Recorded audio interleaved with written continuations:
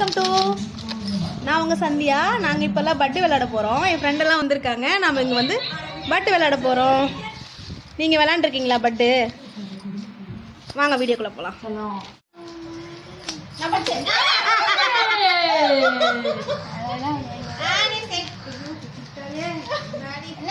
யார் பண்றாங்களோ அவங்க மட்டும் தான் அடிக்கணும். நான் சேர்த்திட்டேன். எப்படி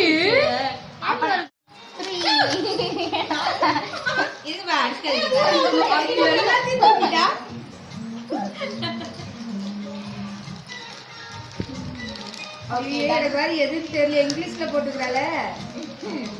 ஒரே மாதிரி நானே பாத்துக்கிறேன்.